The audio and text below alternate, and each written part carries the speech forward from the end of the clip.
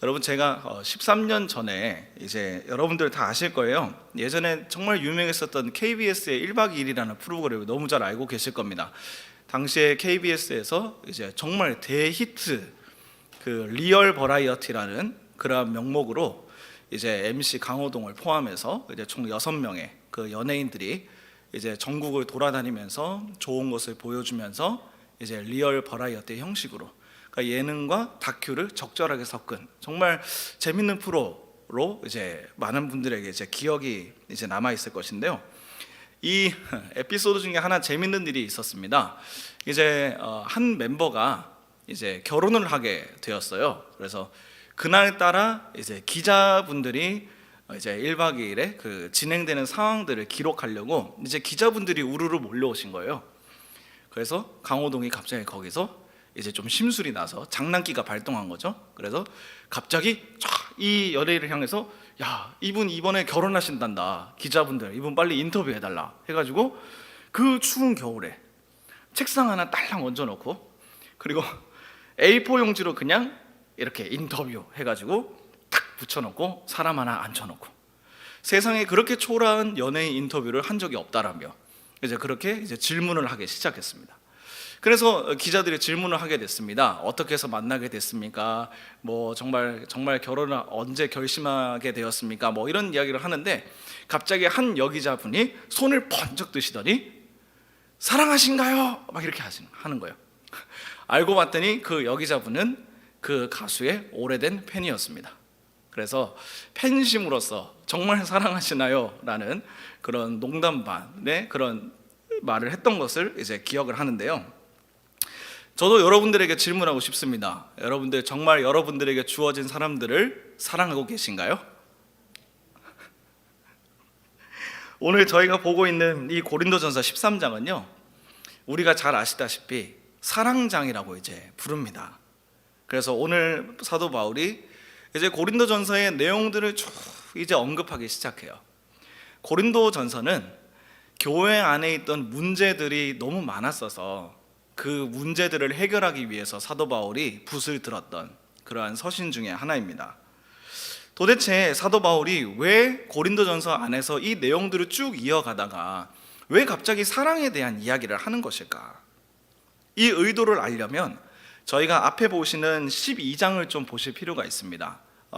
12장에 보시면 제가 요약을 해서 말씀드리면 12장은 내용이 두 파트로 이제 나눠지게 되는데요. 먼저는 이제 성령의 은사들에 대해서 이제 이야기하는 것을 보게 돼요.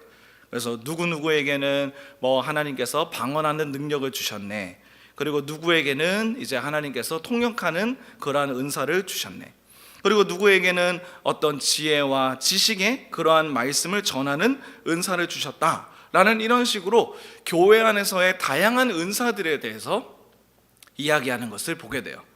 그러면서 12장 후반부로 가면 나중에 사도 바울이 뭐라고 이야기하냐면요, 하나의 몸과 그리고 많은 지체의 이야기라는 것을 하면서 지체는 많지만 몸은 하나다라는 이 말을 합니다. 그러면서 교회의 세상에 있는 교회는 여러 교회들이 있겠지만 그 교회들에게 있어서 그리스도는 오직 한 분이시다라는 것을 이야기하는 것입니다. 그래서 교회가 정말로 참된 교회가 되려면, 우리가 교회 안에서 참된 성도의 삶을 살아가려면 성도 간에 연합할 줄 알아야 된다라는 이야기를 사도 바울이 하고 있는 것입니다. 여러분, 우리가 아시다시피 교회는 각자가 자기 마음대로 어떤 자기의 의견을 관철시키기 위해서 있는 곳이 아니죠. 교회는 예수 그리스도께서 이렇게 내려주신 그 권한의 위임을 받아서 이제 예수 그리스도의 가르침을 받아서 행하는 곳이기 때문에 모든 성도들은 교회의 권세 아래에서 하나님께 순종하며 나아가야 됩니다. 그리고 각자에게 주신 그러한 달란트로 인해서 서로를 섬기며 그리고 나아가야 되죠. 그래서 사실 교회라는 곳은 오히려 더 체계가 잡혀 있는 곳이어야만 합니다. 오히려 더, 그래서 예전 우리 대한예수교 장로회 합동식 같은 경우는 원래는 그 규율이 더 엄격한 곳 중에 한 곳입니다. 그럼에도 불구하고 사람들의 교회를 향한 이미지와 또 교회에 대한 시선은 어떤 규율이 있는 곳이라기보다는 사랑과 섬김이 있는 곳이라고 우리가 보통 그렇게 지각하고 있기 때문에 교회에 대한 이미지는 보통 사랑, 그리고 누군가를 구제하는, 어떤 섬기는 그런 식의 어떤 우리의 이미지 속에 그렇게 많이 보여지고 있죠. 그러니 교회가 보여주어야 할 진짜의 모습은 무엇일까요? 안에 들어가서 어떤 체계와 질서를 보여주면서 정말 교회가 하나님의 그 말씀을 잘 실천하고 있구나 라는 어떤 그런 규율과 제대로 된 질서를 보여주는 것도 중요하겠지만, 더 중요한 것은 우리 공동체 안에서 정말 서로가 서로를 사랑하려고 하느냐의 문제인 것입니다. 사실은 그런 모습들이 우리에게 더 필요하다라는 것입니다. 정말 공동체 안에서 서로가 서로를 얼만큼 사랑할 수 있느냐, 서로에 대해서 얼만큼 그 사람의 눈빛과 표정만 보고도 그 사람이 어떤 일이 있었는지를 지레짐작할 수 있고, 그 사람의 형편과 사정을 보아줄 수 있을 만큼 우리 공동체는 얼마나 사랑 안에서 깨어있는 공동체가 되어 있느냐라는 것입니다. 그래서 오늘 본문 13장에서 이제 사랑에 대해서 사도 바울이 권면하고 있는 것입니다. 앞서 12장에서 말씀드렸듯이 서로가 연합하는 것이 너무나도 중요하고, 그리고 예수님께서 권한을 위임하신 이 교회의 권세 아래 순종하는 것도 너무 중요하고, 또 각자에게 주어진 달란트로 인해서 교회와 공동체를 섬기는 것도 너무나도 중요하지만, 그보다 더욱 중요한 것이 무엇인가? 우리 각 사람에게 사랑의 마음이 있어서 과연 이타적인 삶을 살아낼 수 있느냐의 것입니다. 그래서 오늘 본문 1절부터 3절까지는 사랑에 대해서 이렇게 이야기를 하고 있습니다. 다시 한번 보실까요? 내가 사람의 방언과 천사의 말을 할지라도 사랑이 없으면 소리나는 구리와 울리는 꽹과리가 되고, 내가 예언하는 능력이 있어 모든 비밀과 모든 지식을 알고 또 산을 옮길 만한 모든 믿음이 있을지라도 사랑이 없으면 내가 아무것도 아니요, 내가 내게 있는 모든 것으로 구제하고 또 내 몸을 불사르게 내어준다 할지라도 사랑이 없으면 내게 아무 유익이 없느니라. 여러분, 그런데 이 3절까지의 구절들을 잘 보시면요, 정말 잘 보시면요, 사도 바울이 지금 하는 이 이야기들은 사랑과 반대되는 이야기라는 것을 우리가 알게 될 것입니다. 여러분, 무슨 말이냐면요, 사도 바울이 지금 말하는 것의 논점이 뭐냐면, 아무리 좋은 것들을 가지고 있다 할지라도 사랑이 없으면 아무것도 아니라는 이야기인데, 사랑이 없을 때 아무것도 아니라는 이 아무것도 아닌 것이 무엇이냐면 내가 가지고 있는 능력입니다. 여러분, 본문 1절 다시 한번 보시죠. 다 나와 관계된 이야기에 대해서 말하고 있습니다. 내가 사람의 방언과 천사의 말을 알지라도, 나의 능력을 이야기합니다.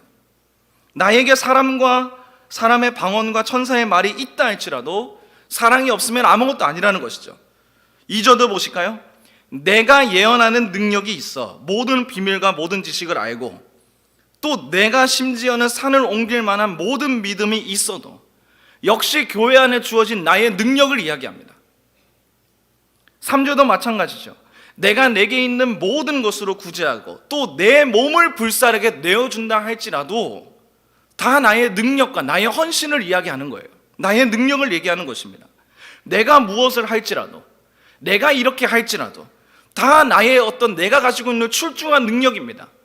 사람의 방언을 한다는 거, 여러 나라 사람의 언어로 대화한다는 거, 상상만 해도 대단한 능력이지 않나요?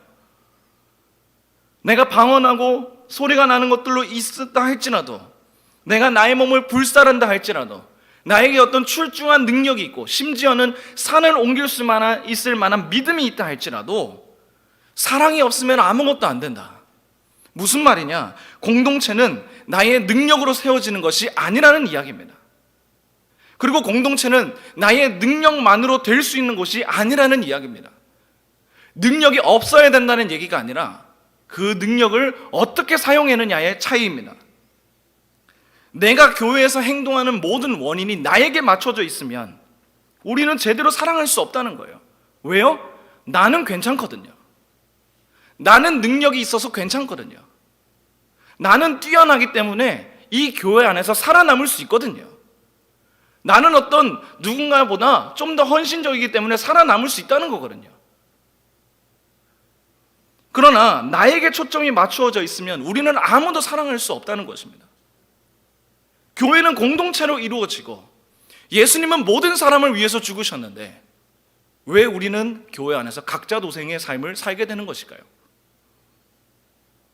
저희가 읽지는 않았지만 4절부터 7절까지 있는 내용들도 같이 한번 보시면 좋을 것 같아요. 4절입니다. 사랑은 오래 참고 사랑은 온유하며 시기하지 아니하며 사랑은 자랑하지 아니하며 교만하지 아니하며.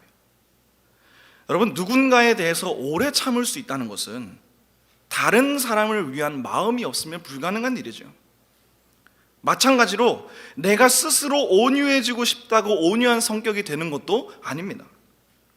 내가 어떤 영적인 능력이 있다고 해서 또는 내가 어떤 방언의 능력이나 통역의 은사가 내게 있다거나 내가 어떤 말씀을 깊이 알아서 누군가에게 말씀을 잘 전할 수 있는 그러한 능력이 있다 할지라도 그런 거를 그렇게 자랑하는 것도 누군가를 사랑하는 것이 아니죠. 교만함도 마찬가지죠. 내게 능력이 있다고 해서 나는 괜찮은 사람인데 생각하는 것 당연히 사랑하는 것이 아니죠. 나 인정해줘. 그냥 자기의 자격지심을 더 드러내는 것 뿐이죠. 5절도 한번 볼까요? 무례히 행하지 아니하며 자기의 유익을 구하지 아니하며 성내지 아니하며 악한 것을 생각하지 아니하며. 누군가를 사랑하는 마음 없이 온전히 나를 위한 일이라면 우리가 다른 사람들에게 신경이나 쓸까요? 그렇지 않다는 것입니다. 내가 누군가에게 무례하게 대한들 그게 뭔 잘못인지 전혀 생각을 하지 않게 되죠. 이기적일수록 아무것도 눈에 들어오지 않습니다. 그리고 오직 자기 자신만 눈에 들어옵니다. 6절과 7절도 모두 마찬가지입니다. 모두 남을 생각해야만 할 수 있는 것입니다.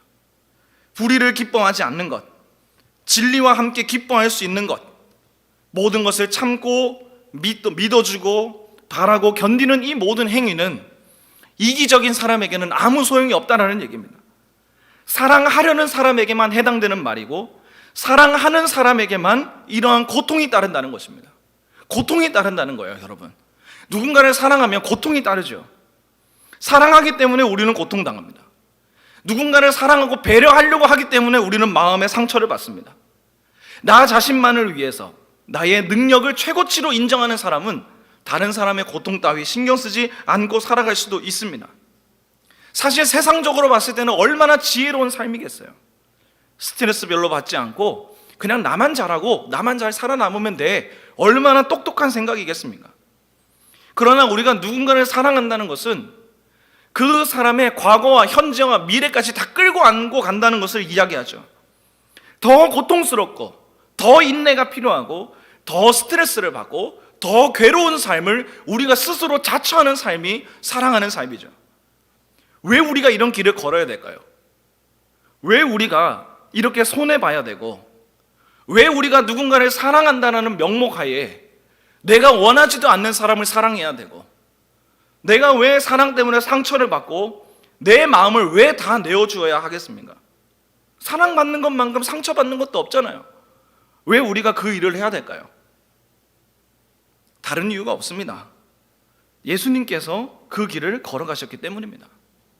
예수님께서 우리를 사랑으로 품어주셨기 때문입니다. 예수님이 주님의 십자가 사랑으로 인해서 우리의 모든 죄를 다 끌어안아 주셨고 저와 여러분들의 모든 과거의 연약함들, 현재의 모든 불안함들 하나님께서 다 끌어안아 주시지 않으셨습니까? 하나님을 바라볼 수 없었던 우리가 하나님을 바라볼 수 있도록 하는 그 하나님의 사랑의 표현은 사실 하나님의 입장에서 얼마나 인내가 필요한 일이었겠냐고요. 하나님 입장에서 당신이 2000년 이후에 예수 그리스도를 보내기까지 몇 천년 이후에 예수 그리스도를 이 땅에 보내시기까지 얼마나 많은 인내로 사랑의 감정으로 하나님께서 그 사람들을 견뎌내셨겠습니까? 걸핏하면 죄를 짓고 살아가고 걸핏하면 내 품을 떠나는 그 사람을 향해서 하나님께서 왜 굳이 오랫동안 참으셔야 했겠습니까? 심지어 하나님은 지금도 우리를 향해서 참고 계시죠. 4절을 다시 보시면 사랑에 대해서 이렇게 말씀하고 있습니다. 사랑은 오래 참는다. 누군가를 기다려주는 것으로부터 시작합니다.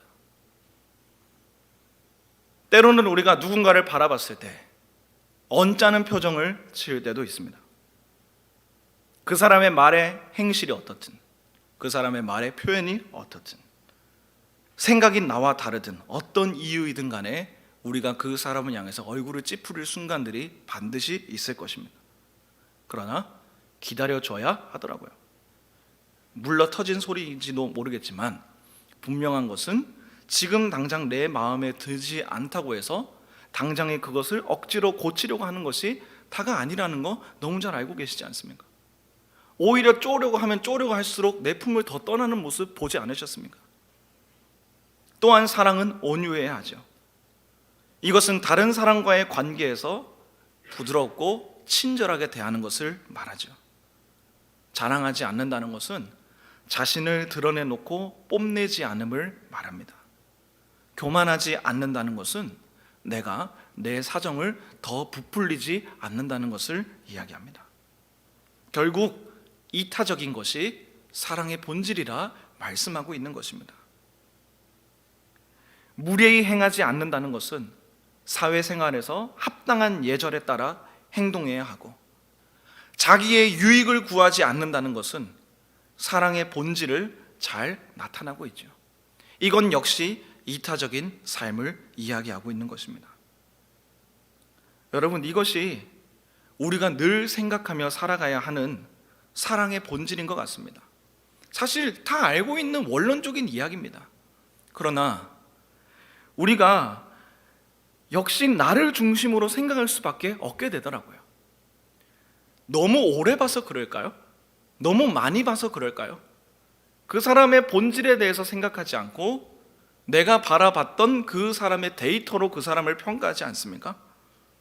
그래서 1절부터 3절까지 보았던 내가 방언을 하고 내가 천사의 말을 하고 내가 구제를 하는 능력이 있다고 말합니다. 이것이 죄를 가진 우리의 연약한 한계인 것 같아요. 모든 죄는 내가 어떻게 해봐야지 라는 나의 판단에서부터 시작되는 것 같습니다. 우리의 모든 것을 한번 돌아보시길 바랍니다. 왜 관계가 끊어지고 있는지, 때로는 왜 모든 것이 엉망이 되어가고 있는지, 그 이면을 자세히 묵상해 보시면 결국 모든 문제는 남에게 있는 것이 아니라 어쩌면 나에게 있는 것은 아닐까요? 사랑할 때는 나의 기준을 다 내려놓습니다. 그래서 단점이 눈에 잘 안 보이잖아요. 그러나 익숙함에 젖어서 사랑하는 마음이 사라지고 나면 그때부터는 나의 생각과 나의 판단으로 그 사람을 바라보죠. 그리고 나의 생각으로 그 사람에게 기준을 덮어 씌웁니다. 그래서 그 사람이 변화할 기회를 주지 않는 거예요.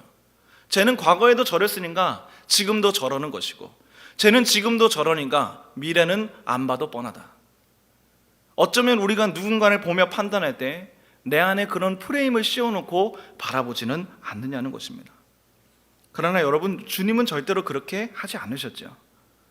주님은 오히려 태초에 모든 말씀으로 우주를 창조하시고 모든 비밀과 모든 지식의 근원이시고 태초에 모든 것을 만드셨기 때문에 매우 모든 것이 넉넉하신 분이 우리 하나님이시고, 그 하나님은 이 땅에 오셨을 때도 단 한 번도 자기 중심적으로 생각해 보신 적이 한 번도 없다는 것이죠. 예수님의 공생애를 생각해 보시면 자기 자신을 위한 삶을 한 번도 사시지 않으셨습니다. 남을 치료하고 남을 사랑하고 남에 대해서 먹이고 또 때로는 사랑하는 마음으로 훈계도 하고, 자기 자신을 위해서 산 것이 아니라 다른 이들을 위해서 사셨던 예수님의 모습을 우리가 묵상한다면 그 예수님의 모습으로 우리에게 주어진 사람들을 정말 깊이 사랑하실 수 있기를 주님의 이름으로 축복합니다. 여러분, 우리 공동체가 시간이 지날수록 남는 것은 과연 무엇일까요?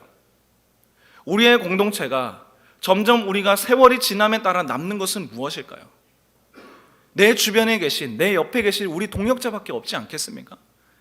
세상에 많은 것들이 떠나가고 심지어 교회 건물마저 새로 지어야 하는 순간이 온다 할지라도 거기에 대해서 결국 남아있는 것은 내 옆에 계시는 내 사랑하는 동역자분이 아니겠습니까? 내 옆에 있는 사람을 사랑해 줄 수 있기를 축복합니다. 여러분들의 셀1을 사랑하시기를 축복합니다.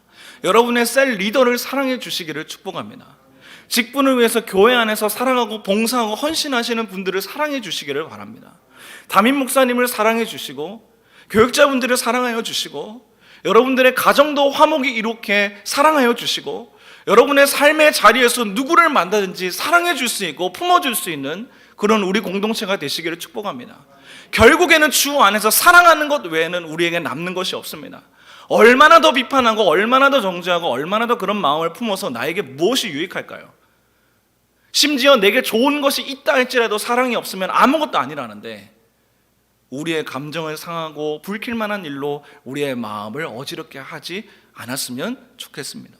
그것이 사도 바울의 권고입니다. 그래서 저와 우리 모두가 우리에게 주어진 공동체 구성원들을 더 사랑하고 내 안에 있는 셀원들과 셀 가족들을 더 사랑하고 그리고 앞으로도 이 사람의 민낯을 보지 않고 있는 그대로 하나님의 사람으로 봐줄 수 있는 저와 우리 모든 성은의 모든 사랑하는 성도님들 되실 수 있기를 주님의 이름으로 축복합니다.